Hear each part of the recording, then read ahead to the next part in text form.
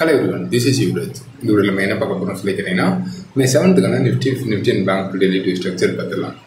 So நிஃப்டியை பொறுத்தவரை மாதிரி நம்ம என்ன பார்த்தோம் சொல்லிக்கிறீங்கன்னா மார்க்கெட் நமக்கு கேப் அப் கொடுக்குற மாதிரி இருந்தது. அந்த மாதிரி நமக்கு கேப் அப் கொடுத்ததுன்னா 50 ஓட்டி நமக்கு ரிஜெக்ஷன் கொடுக்கலாம். அந்த ரிஜெக்ஷனை ஃபாலோ பண்ணி மார்க்கெட் 50 கட் பண்ணும்போது நமக்கு 61 வரைக்கும் போகும் சொல்லிட்டு எதிர்பார்த்திருந்தோம். செகண்ட் வேரியேஷனை பொறுத்து மார்க்கெட் நமக்கு இனிஷியலாக ரிஜெக்ஷன் கொடுத்ததுன்னா மோஸ்ட்லி நமக்கு ரேஞ்ச் மார்க்கெட் ஃபார்ம் ஆகலாம் சொல்லிட்டு எதிர்பார்த்திருந்தோம். ஸோ இன்னைக்கு மார்க்கெட் நமக்கு எந்த மாதிரி போகணும்னு சொல்லி பார்க்கும்போது மார்க்கெட் நமக்கு 50 ஓட்டி ரிஜெக்ஷன் கொடுத்துட்டு கன்சல்டேஷனோட கோச்சிங் வச்சிருக்கான். ஸோ இந்த ஸ்ட்ரக்சருக்கு நாளைய மார்க்கெட் நமக்கு எந்த மாதிரி போகலாம்னு சொல்லி கேட்டிங்கன்னா மார்க்கெட் நமக்கு நியூட்ரல் வந்து கேப் அப் கொடுத்ததுன்னா மோஸ்ட்லி நமக்கு இந்த வேரியேஷன் கன்வியூஷன் இருக்கிற பாசிபிள்ஸ் இருக்கும். இன்கேஸ் மார்க்கெட் நமக்கு கேப் கொடுத்ததுன்னா மார்க்கெட் ப்ரீவியஸ் பாட்டத்தை கட் பண்ணும்போது மினிமம் 22,286 டிமாண்ட் ஜோனான 22,243 வரைக்கும் வர்றதுக்கான பாசிபிள்ஸ் இருக்கும். ஸோ இந்த ரெண்டு வேரியேஷன் தான் பார்க்க போகிறோம்.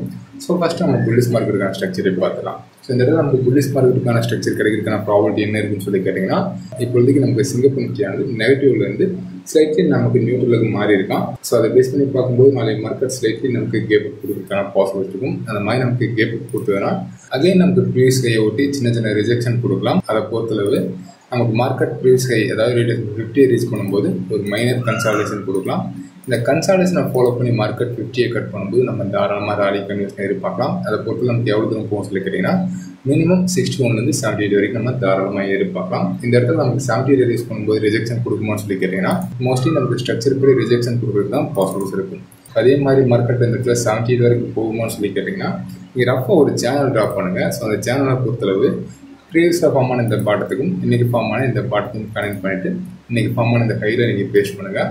ஸோ இந்த சேனலால் நமக்கு என்ன இண்டிகேட் பண்ணணும்னு சொல்லி கேட்டிங்கன்னா ஜிக்ஜாக் வேரியேஷனுக்கான பி-லெக் நமக்கு இண்டிகேட் பண்ணணும். ஸோ பி-லெக்கை பொறுத்த 3-வே ஸ்ட்ரக்சர். ஸோ அந்த 3-வே ஸ்ட்ரக்சர் தான் இந்த இடத்துல ஏபிசியாக மென்ஷன் பண்ணியிருக்கேன்.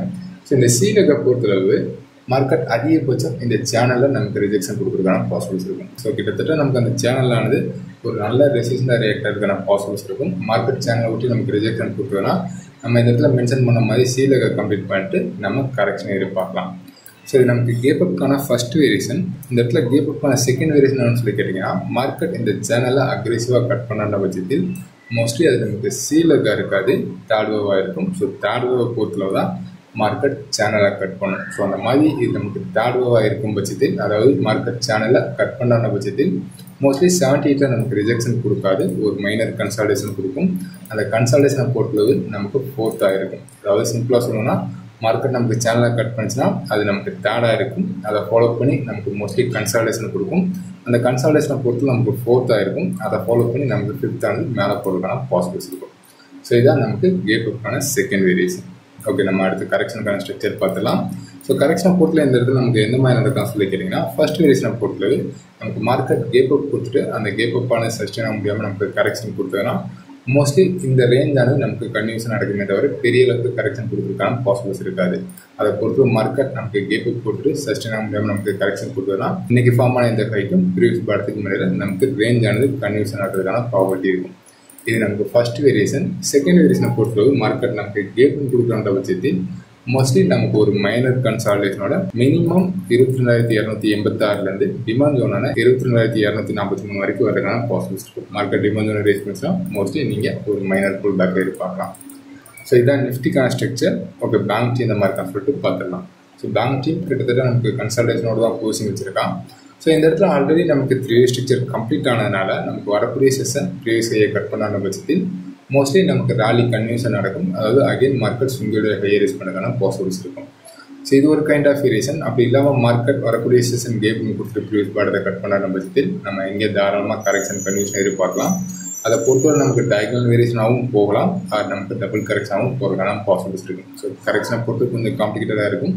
நம்ம சிம்பிளிஃபை பண்ணணும்னு சொல்லி கேட்டிங்கன்னா நம்ம டயகனல் வேரியேஷனே எடுக்கலாம். கொஞ்சம் காம்ப்ளிகேட்டடாக பார்க்கணும்னு சொல்லி கேட்டிங்கன்னா இந்த இடத்துல நமக்கு அதுக்கான ப்ராப்பரான ஸ்ட்ரக்சர் கிடச்சதுன்னா அதை நம்ம டபுள் கரெக்ஷன் வேரியேஷனை கொண்டு போகலாம். இப்போதைக்கு நம்ம சிம்பிளாக ஒரு டயகனல் ஸ்ட்ரக்சரே பார்க்கலாம்.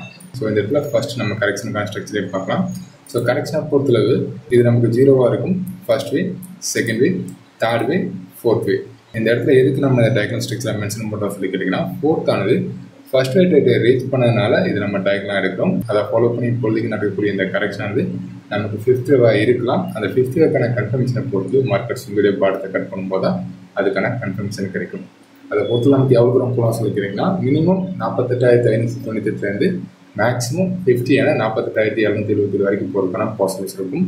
சம்டைம்ஸ் இன்பிட்வீன்லே திரும்பலாம். இன்பிட்வீனாக திரும்பணும்னு சொல்லி கேட்டிங்கன்னா மார்க்கெட் இந்த பாட்டம் ட்ரெண்டில் சப்போர்ட் எடுத்தால் மட்டும்தான் அது நமக்கு ரிவர்சல் கிடைக்கிறதுக்கான பாசிபிலிட்டிஸ் இருக்கும். கிட்டத்தட்ட அதுவும் நமக்கு எது இண்டிகேட் பண்ணுறோம்னு சொல்லி பார்க்கும்போது அந்த 50 ரீட்ரேஸ்மெண்ட் தான் இண்டிகேட் பண்ணுறதுனால நமக்கு கரெக்ஷன் கொடுத்துட்டு 48,598 கட் பண்ணிச்சுன்னா நம்ம தாராளமாக கரெக்ஷனுக்கான டார்கெட்டை ரீட்ரேஸ்மெண்ட் 50 வரைக்கும் கொண்டு வரலாம். அதாவது டேகிலுக்கான 5th லெக நம்ம தாராளமாக 5th வரைக்கும் கொண்டு வரலாம். ஸோ இதுதான் நமக்கு கரெக்ஷனுக்கான ஃபர்ஸ்ட் வேரியேஷன்.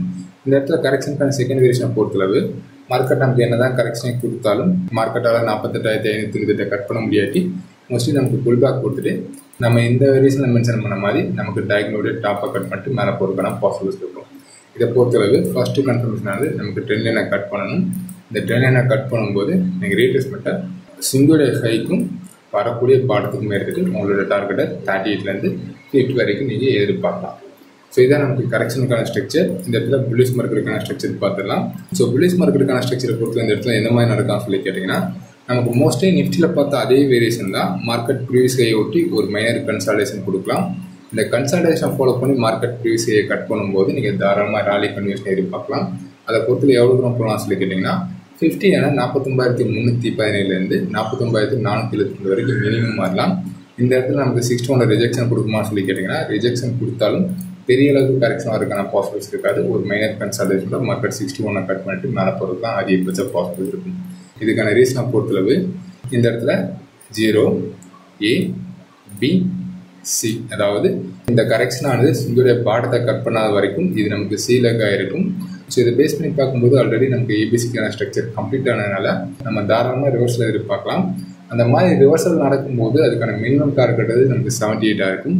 இல்லை நம்ம இன்னொரு வேரியேஷன் எடுக்கலாம் சொல்லி கேட்டிங்கன்னா இதை நம்ம 335 ஸ்ட்ரக்சரான ஃபிளாட் வேரியேஷனும் கொண்டு போகலாம். அந்த மாதிரி ஃபிளாட் வேரியேஷன் நடக்கும் பட்சத்திலும் மார்க்கெட் மினிமம் 78லேருந்து சிங்குடைய ஹை வரைக்கும் போகும். ஸோ அதை பேஸ் பண்ணி தான் சொல்கிறது.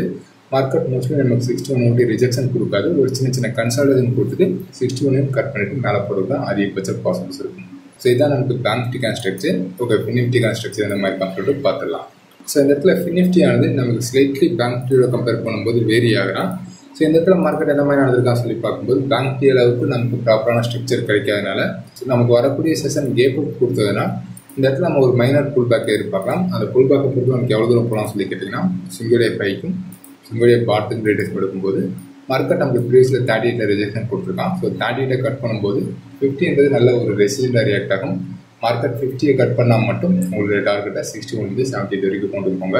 பட் இந்த இடத்துல மார்க்கெட்டானது என்ன தான் கேப் போய் கொடுத்தாலும் நமக்கு 38 ஒட்டி ரிஜெக்ஷன் கொடுக்குற பட்சத்தில் மோஸ்ட்லி நமக்கு அந்த ரேஞ்சானது கன்வியூஷன் நடக்கிற மாதிரி இருக்கும். இதை பொறுத்தளவு நமக்கு 50க்கும் பொருந்தும்.